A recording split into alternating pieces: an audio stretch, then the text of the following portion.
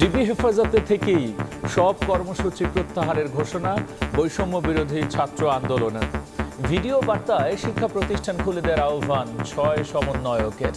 সহিংসতার বিচার প্রধান দাবি ছিল কোটার যৌক্তিক সংস্কার, যা ইতিমধ্যে সরকার পূরণ করেছেন। সার্বিক স্বার্থে আমরা এই মুহূর্তে থেকে আমাদের কর্মসূচি প্রত্যাহার করছি। 47 জনের মৃত্যুর সংবাদ আমাদের বিভিন্ন হাসপাতাল, বিভিন্ন জেলা, বিভিন্ন জায়গা থেকে যেটা আমরা পেয়েছি তার সংখ্যা এটি। দেখছিলেন প্রধান শিরোনাম। রাত 11টার সময় সঙ্গে আছি আমি গোলাম রাব্বি। এবার অন্যান্য শীর্ষ সংবাদ। রংপুরের সাইদ সহ সহিংসতায় নিহত 34 জনের পরিবারকে আর্থিক সহায়তা দিলেন প্রধানমন্ত্রী। বললেন, মানুষের নিরাপত্তার জন্যই সংঘাতে জড়িতদের বিচার করতে হবে। 11 দিন পর চালু হলো মোবাইলের 4G সেবা। 5 GB ডেটা বোনাস পাবেন গ্রাহক। বন্ধই থাকছে ফেসবুক। গুজবের তথ্য না সরানোয় প্রতিনিধিকে তলব। অ্যাকাউন্ট থেকে সব টাকা সরানোর পর বেনজিরের বিরুদ্ধে মিলছে একের পর এক প্রমাণ। অস্বাভাবিক লেনদেনের তথ্য জানিয়ে দুর্নীতি তদন্তের অগ্রগতির প্রতিবেদন দিল দুদক। এবং সিলেট সীমান্তে ফেন্সিডিল আর বিদেশি মদের রমরমা ব্যবসা। বেড়েই চলেছে কারবারির সংখ্যা। আড়াল থেকে কলকাঠি নাড়েন প্রভাবশালীরা। তথ্যের অপেক্ষায় মাদকদ্রব্য অধিদপ্তর। ডিবি হেফাজতে থেকেই সব কর্মসূচি প্রত্যাহারের ঘোষণা দিলেন বৈষম্য বিরোধী ছাত্র আন্দোলনের 6 সমন্বয়ক। ভিডিও বার্তায় শিক্ষা প্রতিষ্ঠান খুলে দেওয়ার আহ্বান জানিয়েছেন তারা। সহিংসতার সব ঘটনা তদন্ত করে বিচারেরও দাবি তাদের।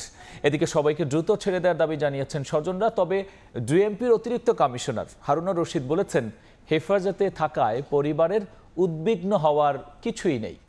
বিরোধী ছাত্র আন্দোলনের 3 সমন্বয়ক নাহিদ ইসলাম, আসিফ মাহমুদ ও আবু বাকের মজুমদারকে শুক্রবার নেওয়া হয় ডিবি হেফাজতে। শনিবার আরও 2 সমন্বয়কারী সার্জিস আলম ও হাসনাত আবদুল্লাহকেও হেফাজতে নেয় গোয়েন্দারা। রোববার হেফাজতে নেওয়া হয় নুসরাত তাবাসসুমকে। তাদের নিরাপত্তা নিশ্চিতের পাশাপাশি সাম্প্রতিক ঘটনার বিষয়ে জানতেই হেফাজতে নেয়ার কথা জানান ডিবি ও স্বরাষ্ট্রমন্ত্রী। রোববার ডিবি কার্যালয়ে 6 সমন্বয়ককে নিয়ে খাওয়া দাওয়া করতেও দেখা যায় মহানগর গোয়েন্দা পুলিশের অতিরিক্ত কমিশনার হারুনুর রশিদকে। এদিকে রাতে ডিবি হেফাজতে থেকেই ভিডিও বার্তা দেন আন্দোলনের 6 সমন্বয়ক। কোটা সংস্কারের দাবি পূরণ হওয়ায় বৈষম্য বিরোধী ছাত্র আন্দোলনের সব ধরনের কর্মসূচি প্রত্যাহারের ঘোষণা দেন আন্দোলনের অন্যতম সমন্বয়ক নাহিদ ইসলাম। সহিংসতার বিচার দাবি করে দ্রুত শিক্ষা প্রতিষ্ঠান খুলে দেওয়ার আহ্বান জানান তারা। আমাদের প্রধান দাবি ছিল কোটার যৌক্তিক সংস্কার, যা ইতিমধ্যে সরকার পূরণ করেছেন। এখন শিক্ষার সুষ্ঠু পরিবেশ নিশ্চিত করার লক্ষ্যে দ্রুত শিক্ষা প্রতিষ্ঠান খুলে দেওয়ার জন্য সরকারের প্রতি জোর আহ্বান জানাই। সার্বিক স্বার্থে আমরা এই মুহূর্তে থেকে আমাদের কর্মসূচি প্রত্যাহার করছি। এর আগে ডিবি কার্যালয়ে ব্রিফিংয়ে অতিরিক্ত কমিশনার হারুনুর রশিদ জানান, নিরাপত্তার জন্যই তাদের রাখা হয়েছে হেফাজতে। কারা কারা আপনাদেরকে বিভিন্নভাবে উস্কানি দিয়েছিল এটা আমরা জানতে চেয়েছি। তারা কিছু নাম্বারও আমাদের বলেছে, নামও দিয়েছে। সিকিউরিটির স্বার্থে যাদেরকে আমরা এনেছি তাদের নিয়ে যদি কেউ গুজব ছড়ায় সেটা আপনারা বিশ্বাস করবেন। এদিকে বিকেলে সমন্বয়কদের সঙ্গে দেখা করতে ডিবি কার্যালয়ে যান তাদের অভিভাবকরা। সাক্ষাতের সুযোগ না পেয়ে ক্ষোভ জানান তারা। এখানে ভর্তি চিকিৎসাধীন অবস্থায় এদের 3 জনকে একসাথে তুলে নিয়ে গেছে এবং এদেরকে প্যান্টও পরতে দেয়নি। ডিবি পরিচয়ে 7 জন এসে নিয়ে গেছে। একটা পরিবার এসে তাদের হেফাজত এটা কেউ বিশ্বাস করে না। তারা ওখানে কি চিকিৎসা দিবে? এটা তো হাসপাতাল না। চিকিৎসাধীন অবস্থা থেকে তো উঠাই নিয়ে আসে, এটাকে নিরাপত্তা বলে? তবে আন্দোলনের সমন্বয়কদের নিয়ে উদ্বিগ্ন হওয়ার কারণ নেই বলে আশ্বস্ত করেন গোয়েন্দারা। সাদিকুর রহমান, সময় সংবাদ, ঢাকা। কোটা আন্দোলন ঘিরে সাম্প্রতিক সহিংসতায় প্রথমবার মৃত্যুর তথ্য জানালো সরকার। এ পর্যন্ত 147 জনের প্রাণ গেছে বলে জানিয়েছেন স্বরাষ্ট্রমন্ত্রী। নিহতের সংখ্যা নিয়ে বিভ্রান্তি না ছড়ানোর আহ্বান জানিয়েছেন তিনি। থামাতে পুলিশের বাইরে মাঠে নামে আনসার, বিজিবি, র্যাব। এক পর্যায়ে দেশব্যাপী কারফিউ জারি করে মাঠে নামাতে হয় সেনাবাহিনীকেও। প্রায় 7 দিন ধরে চলা ওই সহিংসতায় হতাহত হন অনেকেই। তবে শুরু থেকেই মৃত্যুর সংখ্যা নিয়ে ছড়ানো হয় গুজব। এবার সরকারিভাবে মৃত্যুর সংখ্যা জানালেন স্বরাষ্ট্রমন্ত্রী। রোববার সচিবালয়ে সংবাদ সম্মেলনে জানালেন, সহিংসতায় এখন পর্যন্ত 147 জনের মৃত্যু হয়েছে। মৃত্যুর সংখ্যা নিয়ে গুজবে কান্না দেওয়ার আহ্বান জানান তিনি। সাম্প্রতিক সহিংসতায় এখন পর্যন্ত 147 জন মৃত্যুর সংবাদ আমাদের কাছে আছে। বিভিন্ন হাসপাতাল, বিভিন্ন জেলা, বিভিন্ন জায়গা থেকে যেটা আমরা পেয়েছি। পুলিশ এগুলি ভেরিফাই করছে, কার পেশা কি, কাকে সে কোন দল করতো কিংবা কি করতো, সবগুলি নিয়ে আমরা একটা আরও একটি পূর্ণাঙ্গ রিপোর্ট আপনাদেরকে দিব। পুলিশ আগ বাড়িয়ে কোনো সংঘর্ষে জড়ায়নি জানিয়ে মন্ত্রী বলেন, পরিস্থিতি নিয়ন্ত্রণে সর্বোচ্চ পেশাদারিত্বের পরিচয় দিয়েছে বাহিনী। ট্রেনিং দেওয়া পুলিশ, অযথা গুলি তারা করে না। প্রত্যেকটা গুলির হিসাব তাকে দিতে হয়, প্রত্যেকটা মৃত্যুর হিসাব তাকে জবাবদিহি করতে হয়। কাজেই পুলিশ অযথা গুলি করেছে, শিশুকে মেরে ফেলছে, এইগুলি সম্পূর্ণই গুজব, অপপ্রচারণা। কোটা সমন্বয়কারীদের নিরাপত্তার জন্যই হেফাজতে নেওয়া হয়েছে জানিয়ে স্বরাষ্ট্রমন্ত্রী বলেন, ঝুঁকিমুক্ত মনে করা হলেই ছেড়ে দেওয়া হবে সমন্বয়কারীদের। তারা নিজেরাই বলতেছিল যে তারা রিস্কে রয়েছে, সেই জন্যই তাদেরকে আমরা নিরাপত্তার জন্যই তাদেরকে নিয়েছি। সামাজিক যোগাযোগ মাধ্যমে গুজব ছড়ানো বন্ধে গণমাধ্যমকে ভূমিকা রাখার আহ্বান জানান মন্ত্রী। গুজবগুলি যখনই দেখবেন সত্য জিনিসটা আপনারা প্রচার করে। প্রসূন আশিস, সময় সংবাদ, ঢাকা। সাম্প্রতিক সহিংসতায় নিহতদের পরিবারের পাশে থাকার প্রতিশ্রুতি দিয়েছেন প্রধানমন্ত্রী শেখ হাসিনা। সকালে গণভবনে নিহত 34 জনের পরিবারকে আর্থিক সহায়তা প্রদান করেন সরকার প্রধান। মানুষের নিরাপত্তার জন্যই সহিংসতায় জড়িতদের বিচার করতে হবে উল্লেখ করে প্রধানমন্ত্রী বলেছেন, খুনের সঙ্গে জড়িতদের খুঁজে বের করে শাস্তি নিশ্চিত করবে সরকার। সাম্প্রতিক সহিংসতায় নিহত রংপুরের শিক্ষার্থী আবু সাইদ সহ 34 জনের পরিবার রোববার সকালে যায় গণভবনে, সাক্ষাৎ করেন প্রধানমন্ত্রী শেখ হাসিনার সঙ্গে। গণভবনের ব্যাংকট হলে তখন আবেগঘন পরিবেশ, অশ্রু সজল চোখে নিহতদের পরিবারের সদস্যদের খোঁজ খবর নেন সরকার প্রধান। এ সময় শেখ হাসিনাকে জড়িয়ে স্বজন হারানো শোকস্তব্ধ পরিবারের সদস্যরা ভেঙে পড়েন কান্নায়। পরে নিহতদের পরিবারকে আর্থিক সহায়তা হিসেবে পারিবারিক সঞ্চয়পত্র ও নগদ অর্থ তুলে দেন প্রধানমন্ত্রী। স্বজন হারানোর বেদনায় নিজের উপলব্ধি প্রকাশ করতে গিয়ে অনেকটাই আবেগপ্রবণ শেখ হাসিনা আশ্বাস দেন সাম্প্রতিক সময়ে নিহতদের পরিবারের পাশে থাকার। সাধারণ মানুষ কি দোষ করেছে? আমি আসলে আপনাদেরকে আমি কি বলে সান্ত্বনা দেব? শুধু আমি এইটুকু বলতে পারি যে আমি আপনাদের সাথে আছি, পাশে আছি। আপনাদের চোখের পানি দেখতে হচ্ছে, এটাই সবচেয়ে কষ্ট। স্বজন হারা ব্যথা ভুলান না, সেটা আমি জানি। তারপরও আল্লাহ আপনাদের সর্বদিক, সেটা আমি চাই। মানুষের নিরাপত্তার স্বার্থে সহিংসতায় জড়িতদের বিচারের আওতায় আনার প্রতিশ্রুতি দেন সরকার প্রধান। বলেন, আর খেলতে দেয়া যায় না বাংলাদেশ নিয়ে। অপরাধীদের ধরতে সহযোগিতা চান নিহতদের পরিবারেরও। যারা এই খুনের সঙ্গে জড়িত খুঁজে খুঁজে বের করে তারা অবশ্যই যেন শাস্তি পায়, সেটাই আমার প্রচেষ্টা থাকবে, সেটাই আমি করবো। আপনাদেরও সাহায্য চাই। যদি আপনারা কিছু জানেন সেটা আমাদের জানাবেন, কারণ এইভাবে বারবার বাংলাদেশটাকে নিয়ে খেলা, এটা আর হতে দেওয়া যায় না। আর মানুষ মেয়েদের লাশ ঝুলিয়ে রাখার মতো এই বর্বরতা, একজন মুসলমানের লাশ ঝুলায় রাখবে পা বেঁধে? যারা এগুলির সাথে জড়িত অবশ্যই তাদের বিচার হবে, তাদের বিচার করতে হবে, নইলে মানুষের নিরাপত্তা দেওয়া যাবে না। সরকারি সম্পত্তি জ্বালাও পোড়াও কোনোভাবেই গ্রহণযোগ্য নয় মন্তব্য করে প্রধানমন্ত্রী বলেন, মেট্রো রেল, এলিভেটেড এক্সপ্রেসওয়ে সহ জনগণের অর্থে গড়ে তোলা অবকাঠামোর সুফল পেতেন সাধারণ মানুষই। ফারুক ভিয়া, রবিন, সময় সংবাদ, ঢাকা।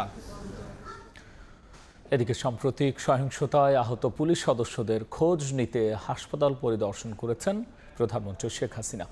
আহতদের পরিবারকে দিয়েছেন আর্থিক সহায়তা। বিকেল 5টার দিকে সরকার প্রধান রাজারবাগে কেন্দ্রীয় পুলিশ হাসপাতালে যান। ঘুরে ঘুরে বিভিন্ন ওয়ার্ডে চিকিৎসাধীন আহত পুলিশ সদস্যদের শারীরিক অবস্থার খোঁজ নেন, শোনেন নির্যাতনের বর্ণনা। পরে সংঘর্ষে আহতদের দেখতে প্রধানমন্ত্রী যান বঙ্গবন্ধু শেখ মুজিব মেডিকেল বিশ্ববিদ্যালয়ে। সাম্প্রতিক সহিংসতায় আহতদের দেখতে গত 3 দিন রাজধানীর বিভিন্ন হাসপাতালে গেছেন সরকার প্রধান।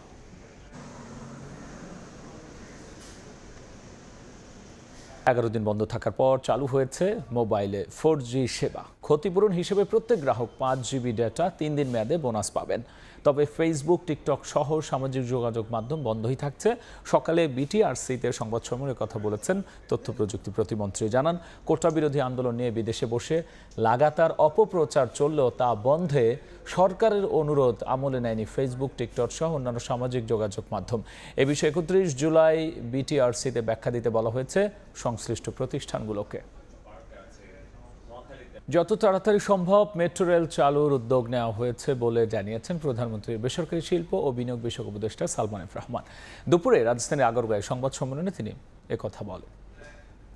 মেট্রো রেল যেটা বন্ধ আছে, অনেক ঢাকা শহরে এটা নিয়ে সমস্যা হচ্ছে, এটা নিয়েও মাননীয় প্রধানমন্ত্রী বলেছেন যে যত তাড়াতাড়ি সম্ভব।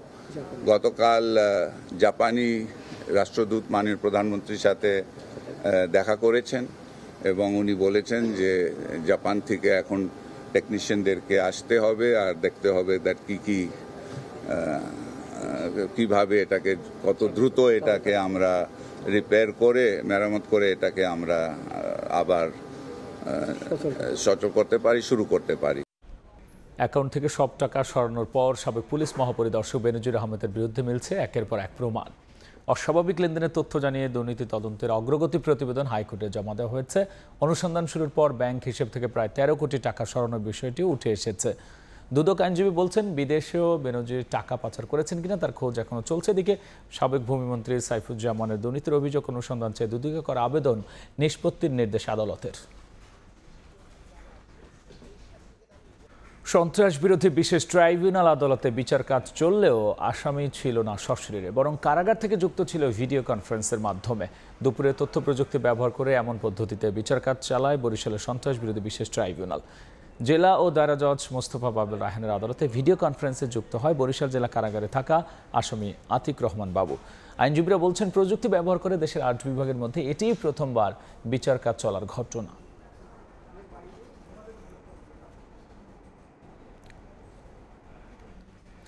হাত বাড়ালেই মিলছে নানা ব্র্যান্ডের মদ, চলছে রমরমা ফেন্সিডিল ব্যবসাও। সিলেটের সীমান্তবর্তী এলাকায় এসব মাদকের চালান আনতে আড়াল থেকে কলকাঠি নাড়ছেন প্রভাবশালীরা। সিলেট অঞ্চলের সীমান্ত এলাকা ঘুরে আমিনুল ইসলামের ধারাবাহিক রিপোর্টের আজ প্রথম পর্ব, ছবি দিগেন সিংহের। যতদূর চোখ যায় রাস্তার দুই পাশে শত শত, কোথাও হাজার হাজার অথবা লাখো বোতল পড়ে আছে, এমন ফেন্সিডিলের খালি বোতল, যেটি এতটা সহজলভ্য না হলে হয়তো দুই পাশে এভাবে পাওয়া যেত না। সিলেট সদর থেকে পর্যটন অধ্যুষিত কোম্পানিগঞ্জ উপজেলার দিকে এগুতে থাকলে শালুটিগড় খাগাইল হয়ে বর্ণি পর্যন্ত চোখে পড়বে ফেন্সিডিলের এসব খালি বোতল। রাত নামলেই সিলেট অঞ্চলের সীমান্ত এলাকাগুলো যেন হয়ে ওঠে মাদক কারবারের অভয়ারণ্য। ভুলাগঞ্জ যে সীমান্ত এলাকাটা, ভুলাগঞ্জ, তুরং, আপনার নাজিরের গাঁও যে এরিয়াটা, কালাইরাগ, বরম সিদ্দিপুর, এই এরিয়া দিয়ে মানে অ্যাভেলেবেল মাদক আসতেছে। এমন অভিযোগের সত্যতা খুঁজতে খদ্দের পরিচয়ে রাত নামার সঙ্গে সঙ্গে সিলেট অঞ্চলের সীমান্ত এলাকাগুলোর একটিতে স্থানীয় কয়েকজনের সহযোগিতায় মাদক বিক্রেতাদের সঙ্গে যোগাযোগের চেষ্টা করে সময় সংবাদ। একটি সিএনজি চালিত 3 হুইলারে করে চালানটি সরবরাহে বিক্রেতার নির্ধারিত স্পটে পৌঁছে যাই আমরা।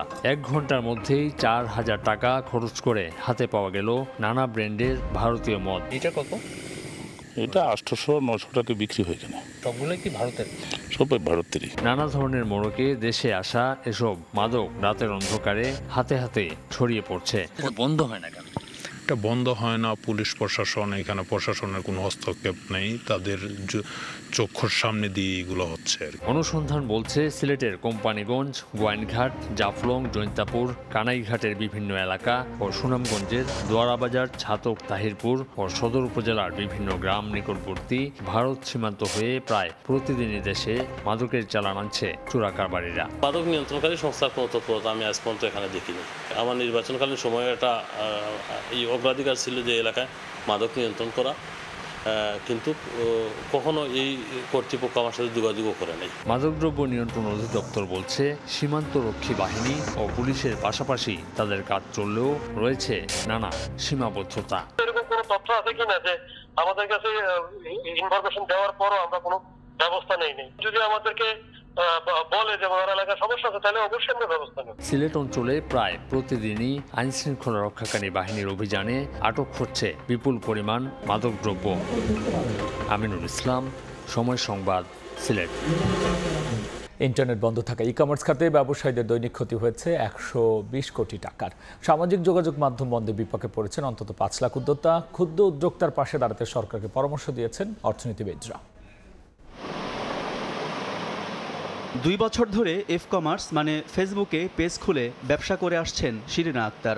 দৈনিক 4 থেকে 5,000 টাকার পোশাক বিক্রি করে যা আয় হতো তা দিয়ে মিটত সংসারের বাড়তি খরচ। কিন্তু সম্প্রতি ইন্টারনেট সেবা বন্ধ হলে বন্ধ হয়ে যায় তার আয়ের পথ। 10 দিনে অন্তত মিনিমাম আমার 30টা বা 40টা ড্রেস চলে যেত, সেটা এখন যাচ্ছে না। ফেসবুক ছাড়া আমাদের এই ক্ষতিটা পোষানো যাবে না। শুধু ফেসবুক ব্যবহার করে পণ্যের প্রচার করা নিতাই সরকারের ই কমার্স ব্যবসায় প্রতিদিনের 1.5 লাখ টাকার অর্ডার নেমেছে 10 থেকে 15,000 টাকায়। তার মতোই ব্যাপক ছন্দপতন হয়েছে আলাউদ্দিনের অনলাইন ব্যবসায়। 5 থেকে 7টা অর্ডার আমরা প্রসেস করতে পারতেছি না। 100% সেল আমি বলতে পারি ফেসবুকে থ্রুতেই হইতো, এটা এখন 95% নাই। E commerce association of Bangladesh e-CAB বলছে গত 10 দিন ধরে ফেসবুক বন্ধ থাকায় চরম বিপাকে পড়েছেন 5 লাখের বেশি অনলাইন ভিত্তিক উদ্যোক্তা, যেখানে ই কমার্স ব্যবসায়ীদের দৈনিক ক্ষতির পরিমাণ ঠেকেছে 120 কোটি টাকায়। যারা একেবারে কম পুঁজি নিয়ে শুরু করছে তারা কিছু ঝরে পড়ে যাবে, এটা যদি কন্টিনিউ করে। নতুন করে এখানে আসতে চাচ্ছে তারা একটু পিছু হটবে। ক্ষতির মুখে পড়া ক্ষুদ্র উদ্যোক্তাদের ঝরে পড়া ঠেকাতে আর্থিক সুবিধা দেওয়ার পাশাপাশি সরকারকে নতুন কর্মকৌশল সাজানোর তাগিদ অর্থনীতিবিদদের। 8-10 দিন যদি তারা ব্যবসা করতে না পারে তাহলে সেক্ষেত্রে তারা কিন্তু আর ব্যবসা নিয়ে আর ঘুরে দাঁড়ানো তাদের জন্য অত্যন্ত কঠিন। ধীরে ধীরে ওয়েবসাইট ভিত্তিক ই কমার্স বিজনেস চালু হতে শুরু করলেও কবে নাগাদ আবার ফিরবে এফ কমার্স সে অপেক্ষায় উদ্যোক্তারা। আলতাফ হুসাইন, সময় সংবাদ, ঢাকা। ক্যামালা হ্যারিস ক্ষমতা এলে শুরু হবে তৃতীয় বিশ্বযুদ্ধ, বাড়বে মুদ্রাস্ফীতি, জ্বালানি ও গ্যাসের দাম। যুক্তরাষ্ট্রের মিনেসোটায় নির্বাচনী প্রচারণায় অংশ নিয়ে এমন অভিযোগ করেছেন রিপাবলিকান প্রেসিডেন্ট প্রার্থী। এ সময় ক্যামালা হ্যারিসের পাশাপাশি বাইডেন প্রশাসনের আমলে নেওয়া বিভিন্ন পদক্ষেপের সমালোচনা করেন তিনি। এ ছিল আমার কাছে থাকা দেশ বিদেশের খবর।